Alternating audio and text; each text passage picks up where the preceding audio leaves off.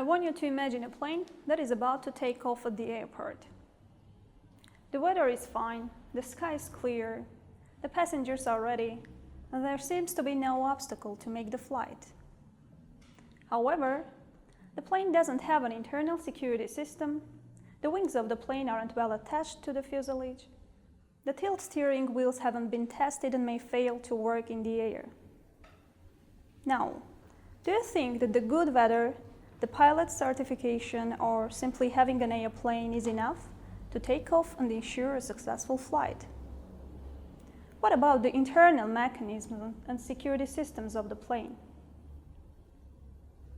I am happy that there are more and more women today who are aiming high and determined to get the education or credentials to get them wherever they want to go in life, to become lawyers, to become politicians, or whatever they aspire to be.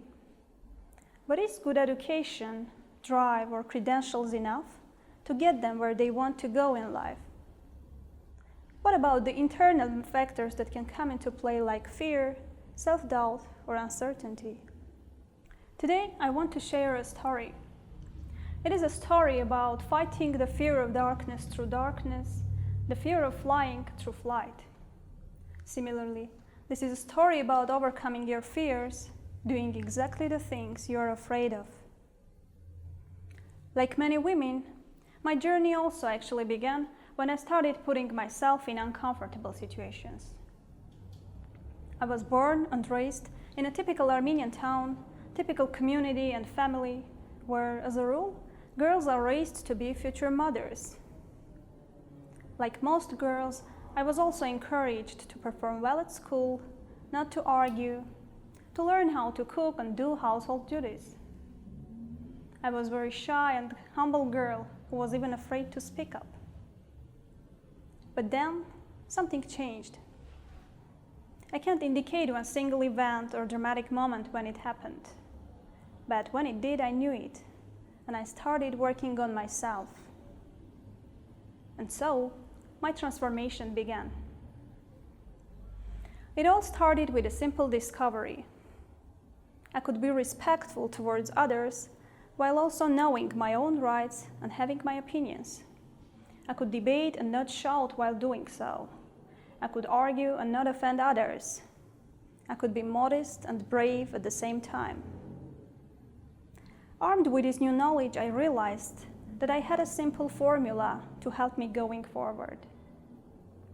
If I treat all my fears as challenges, I can transform them into opportunities that can help discover myself and my potential. And it works.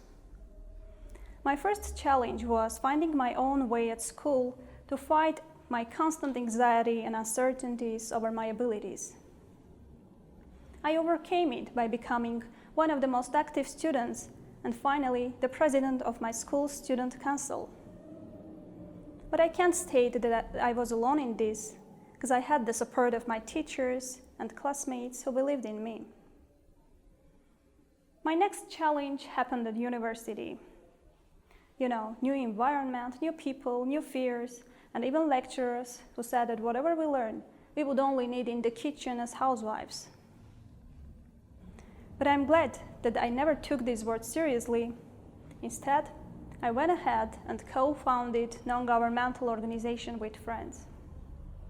We now help the young people in our home region to develop and practice skills as active citizens, to gain self-confidence, to overcome their fears and participate in local elections, not only as voters but also as candidates. So this experience brought me closer to one of my biggest goals and the biggest challenge that I have faced so far on my journey: politics.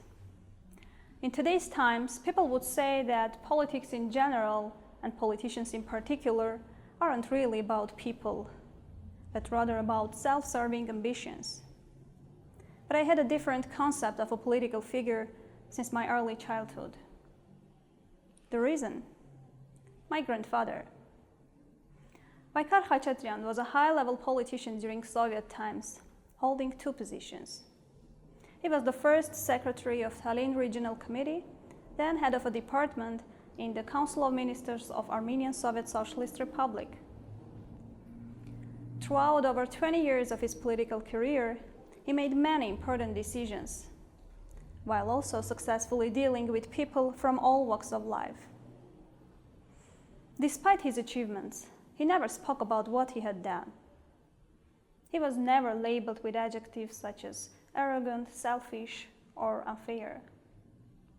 People who remember him describe him as modest, kind, and humble person who never gave promises but did his job for people. He refused to accept gifts either from the government or the people he served, because the main principle for him was never to do anything that could harm the people or the good name of his family. Although he died before I was born, I have always been proud to be his granddaughter because of the inspiring and amazing stories that I've heard about him throughout my entire life. To me, his image is what I think of when I imagine the ideal political figure.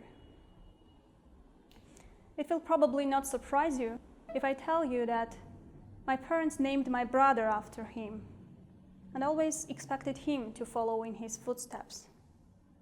But what is surprising, it was me who ended up being more interested in politics. And when this became apparent to my family, they were very supportive and encouraged me to follow my passion no matter where it would take me. I know that this time I'm facing huge challenge because I need to fight not only my inner fears and anxiety, but also people's negative perceptions of politicians. But like my grandfather once did, maybe I need to redefine what it means to be a servant of the people. Telling you my story today is probably one of the most important steps in my personal journey to overcoming this challenge. As I mentioned in the beginning of my speech, I would never succeed in anything if I had given in to my inner fears, trepidation, or negative perceptions of society, instead of finding a way to be challenged and benefit from those things.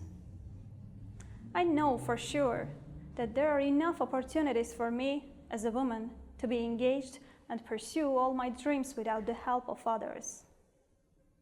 I only need to face down my self-doubt every step of my way, and my journey will end in success. I may be youthful without many years of experience, but there is one piece of advice that I can give to people, especially girls and women, to follow if they also want to overcome their inner fears. It's all about transforming the fears into challenges. This doesn't mean that all your fears will magically disappear. Of course not. But know one thing for sure. If you face any kind of scary situation in your life, confront it head-on, because no matter the outcome, you will become a better, stronger, and brighter version of yourself. So, at some point in the future, when you see me in politics, you will know for sure that I've continued to face down my fears rather than let fear continue to face me.